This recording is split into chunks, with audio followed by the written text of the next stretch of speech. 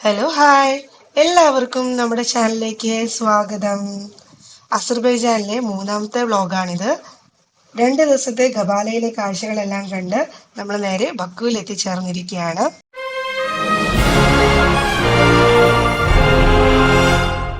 ആദ്യം തന്നെ നമ്മൾ പോകുന്നത് ഹൈലാൻഡ് പാർക്കിലേക്കാണ്.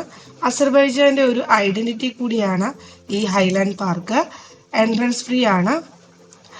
അതുപോലെ തന്നെ 600 സ്റ്റെപ്പുകൾ കയറി വേണം നമ്മൾ ഏറ്റവും ടോപ്പിലേക്ക് എത്താൻ. ഒരു ഹിൽ ഏരിയ കൂടിയാണ്.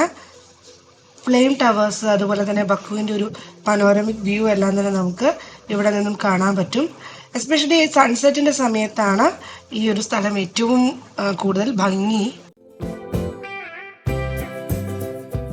അവിടുത്തെ ഹൈലൈറ്റ് എന്ന് പറയുന്നത് ഈ 3 ടവേഴ്സ് ആണ്. ഫ്ലെയിം ടവേഴ്സ് എന്നാണ് ഇത് അറിയപ്പെടുന്നത്. ഏറ്റവും ഭംഗിയായിട്ട് ഈ ഫ്ലെയിം ടവേഴ്സ് കാണാൻ കഴിയുന്നതും ഈ സ്ഥലത്ത് നിന്നുമാണ്. അതിന് തന്നെയാണ് കൂടുതൽ ആൾക്കാർ അവിടെ എത്തിച്ചേരുന്നതും. ഇവിടെ നിന്നും നമുക്ക് ബക്കുവിൻ്റെ നല്ലൊരു കാഴ്ച തന്നെ കിട്ടും. അതോടൊപ്പം തന്നെ കാസ്പിയൻ സീയിൽ ഉയർന്നു നിൽക്കുന്ന അസർബൈജാന്റെ ഒരു പതാകയും നമുക്ക് കാണാൻ കഴിയും. ഒരുപാട് നമുക്ക് നടക്കാനുണ്ട്. കോഫി ഷോപ്പുകളും വാഷ്റൂം ഫെസിലിറ്റിയും എല്ലാം തന്നെ ആ പരിസരത്തുണ്ട്. അവിടുത്തെ മറ്റൊരു കാഴ്ചയാണ് എപ്പോഴും കത്തിക്കൊണ്ടിരിക്കുന്ന തീ സ്മാരകം.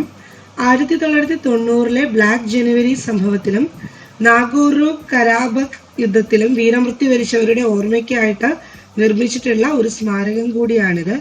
8 കൊമ്പുള്ള നക്ഷത്രം എന്ന രൂപത്തിലാണ് ഈ ഒരു സ്മാരകം അവിടെ ഉള്ളത്.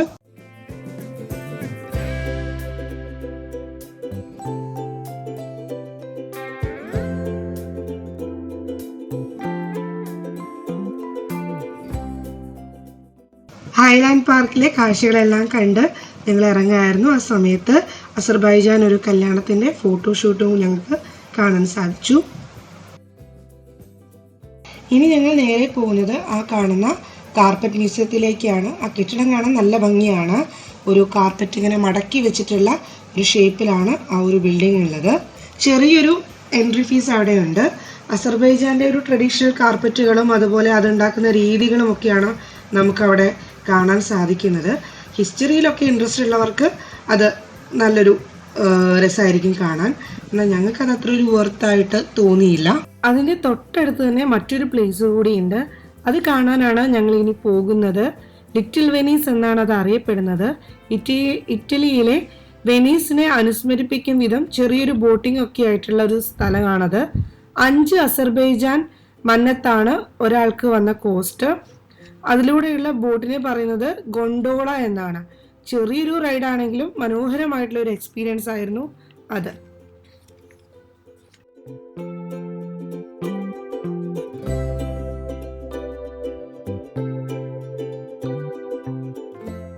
ലിറ്റിൽ വെനീസ് സ്ഥിതി ചെയ്യുന്നത് നാഷണൽ സീസൈഡ് പാർക്കിലാണ്.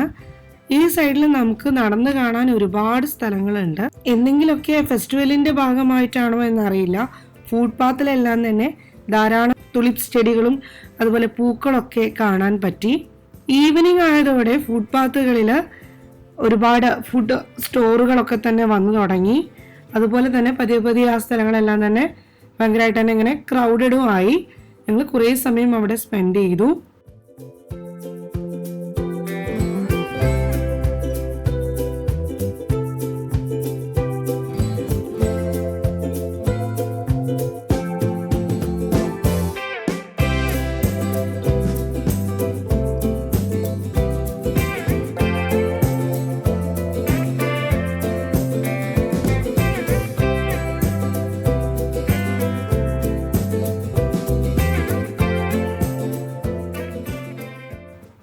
ഞങ്ങളങ്ങനെ ആ ഫുട്പാത്തിലൂടെ കുറച്ച് ദൂരം ഇങ്ങനെ നടന്ന സമയത്താണ് റോഡിൻ്റെ ഒരു സൈഡിലായിട്ട് ഒരു കാർണിവൽ നടക്കുന്നതായിട്ട് കണ്ടത്.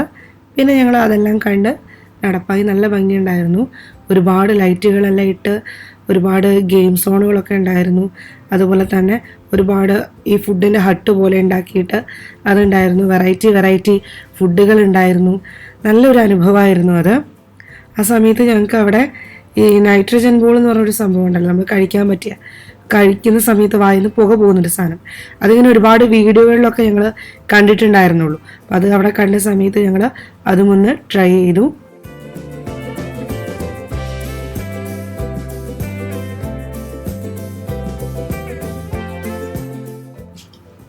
അവിടെ കുറച്ച് സമയമൊക്കെ ചുറ്റിക്കറങ്ങി. പിന്നെ ഞങ്ങൾ സുവനീർ അന്വേഷിച്ചുള്ള യാത്രയാണ്. ഒരുപാട് സ്ഥലങ്ങളിൽ നോക്കി, ഞങ്ങൾക്ക് അവിടെ നിന്നൊന്നും കിട്ടിയില്ല. കുറേ നടന്നു. നടക്കുന്ന വഴികളെല്ലാം നല്ല ഭംഗിയായിരുന്നു. ഈ ക്രൗഡഡ് ആയുള്ള ഏരിയകളൊക്കെ പതിയെ ആൾക്കാരുടെ എണ്ണമൊക്കെ കുറഞ്ഞു വന്നു. എന്നാലും ഞങ്ങളൊന്നും നോക്കിയില്ല. ഞങ്ങൾ കുറേ സമയം വീണ്ടും മുന്നോട്ട് നടന്നു. ഇതുപോലെയുള്ള ഒരുപാട് ഷോപ്പുകൾ, അവിടുത്തെ ഈ ക്രാഫ്റ്റ് ഐറ്റംസ് ഒക്കെയുള്ള ഒരുപാട് ഷോപ്പുകൾ കണ്ടെങ്കിലും ഈ ഫ്രിഡ്ജ് മാഗ്നറ്റ്, അതുപോലെ തന്നെ ബെല്ല്, ഇതുപോലുള്ള സംഭവങ്ങളൊന്നും കണ്ടില്ല.